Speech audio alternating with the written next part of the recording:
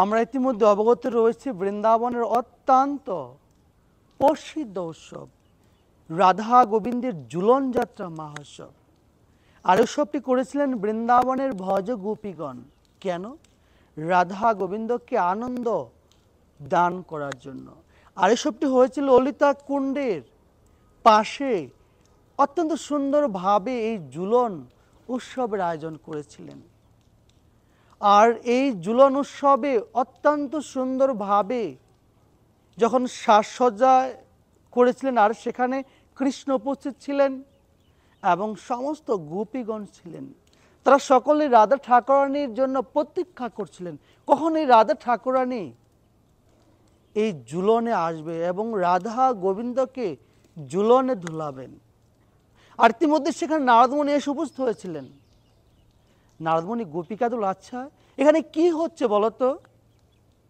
নারদকে বলেন এখানে রাধা গোবিন্দের ঝুলন উৎসব হবে। আর ইতিমধ্যেই কৃষ্ণের কাছে একটি বর প্রাপ্ত হয়েছিলেন। কে? নারদমণি। একসময় নারদমণি যখন এই ব্রজভূমি বৃন্দাবনে তিনি বীণা বাজিয়ে তিনি গোবিন্দের মহিমা কীর্তন করে এই ব্রজধাম দর্শন করেছিলেন। ভগবান অত্যন্ত প্রীত হয়ে বললেন, তুমি কি বর চাও বলো? বলছে, প্রভু যখন আমার বর প্রয়োজন হবে তখন আপনার কাছ থেকে চেয়ে নেব। আর তখন ভগবানকে বললেন, হে প্রভু, যখন দেখলেন সমস্ত গোপীগণ কৃষ্ণ প্রতীক্ষা করছেন রাধা ঠাকুর আসবেন ঝুলন উৎসবে, সেই মুহূর্তে নারদমণি বললেন, হে প্রভু, আপনার কি স্মরণ আছে আপনি যে আমাকে বর দান করতে চেয়েছিলেন?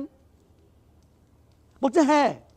বলছে, প্রভু আমার বাসনা আপনি যদি ললিতাকে নিয়ে এই ঝুলনে দুলতেন। তৎক্ষণাৎ ভগবান বলেন, ঠিক আছে নারদমণি, তোমার যা ইচ্ছা তাই হবে, আমি তোমার যে বাসনা পূর্ণ করব। যখন তৎক্ষণাৎ কৃষ্ণ ললিতাকে বামে নিয়ে যখন ঝুলনে দুললেন, এদিকে নারদমণি তৎক্ষণাৎ চলে গেলেন রাধা ঠাকুরানীর কুঞ্জে। এবং রাধা ঠাকুরানী রেডি হচ্ছে। বলছে, আরে রাধে, তুমি এত সুন্দরভাবে সাজসজ্জা কেন করছো? বলছে, আরে তুমি কি জানো না আজকে গোবিন্দের সাথে আমাদের ঝুলন উৎসব হবে, আর এই উৎসবের আয়োজন করেছেন সমস্ত গোপীগণ।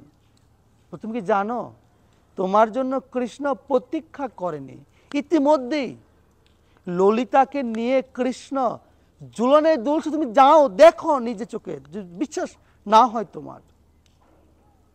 তৎক্ষণাৎ নারদদের সাথে যখন রাধা ঠাকুরানী দেখলেন ঝুলনে কৃষ্ণের বামে ললিতা দুলছে, অত্যন্ত ক্রোধান্বিত হয়ে রাধা ঠাকুরানী তার সাজসজ্জা পরিত্যাগ করে, নয়ন অশ্রু ত্যাগ করে তিনি একটি নিবৃত্তি বনে তিনি ক্রন্দন করতে শুরু করলেন। তিনি অনেক দুঃখ কষ্ট পাচ্ছিলেন এই কৃষ্ণের এই আচরণে। অনেক সময় হয়ে যায়, সমস্ত গোপীগণ তারা প্রতীক্ষায় রয়েছেন কখন রাধা ঠাকুর আসবেন, কিন্তু আর আসছেন না, সময় অনেক বিলম্বনা হয়ে গিয়েছে। আর তখন কৃষ্ণ চিন্তা করলেন, আচ্ছা নারদ কোথায়? দেখলেন আশেপাশে কোথাও নারদ নেই। কৃষ্ণ চিন্তা করলেন, নিশ্চয়ই নারদ আমাদের মাঝে কোনো দ্বন্দ্ব তৈরি করার চেষ্টা করছে। তাই কৃষ্ণ ইতিমধ্যেই সেই ঝুলন উৎসব পরিত্যাগ করে রাধা ঠাকুরানীর সন্ধানে চলে গেলেন। আর দেখলেন তার কুঞ্জে নেই, এবং দেখলেন নিবৃত্তি কুঞ্জে রাধা ঠাকুরানী তিনি ক্রন্দন করছেন। কৃষ্ণ অনেকভাবে চেষ্টা করলেন তার সাথে কথা বলবেন, কিছুতেই কৃষ্ণের কথা কোনো কর্ণপাত করছেন না। এক পর্যায়ে বললেন, কৃষ্ণ, রাধে, আমি তোমাকে পূর্বে অনেকবার বারণ করেছি, তুমি নারদমণির সাথে বেশি ঘনিষ্ঠতা হবে না। কেন? তাহলে যে কোনো মুহূর্তে তোমার আমার মাঝে দ্বন্দ্ব সৃষ্টি করে দেবে। বলছে, না, আমি নিজের চোখে দেখেছি তুমি ললিতাকে নিয়ে ঝুলনে দুলছ, তুমি কি আমার চোখে ফাঁকি দিতে যাচ্ছ? বলছে, দেখো নারদমণি আমার কাছে একটি বর প্রাপ্ত ছিল। আর নারদমণি বলল, হে প্রভু, আমাকে সেই বরটি দান করুন যে বরটি দিতে চেয়েছিলেন, আমার এখন বাসনা আমি তোমাকে এবং তোমার বামে ললিতাকে দেখতে চাই এই ঝুলনের দুলতে। আমি তাই এই নারদমণির প্রতিশ্রুতি রক্ষা করার জন্য আমি এই কাজটি করেছিলাম। তখন রাধা ঠাকুরানী শান্ত হলেন।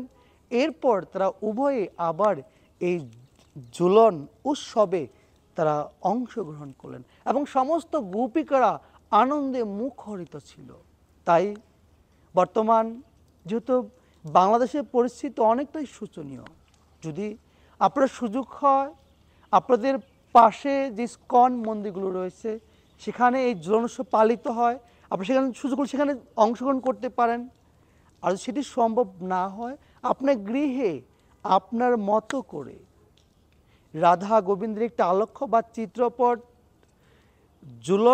ঝুলন তৈরি করে দোলনে বসে তাকে সুন্দরভাবে টানতে পারেন।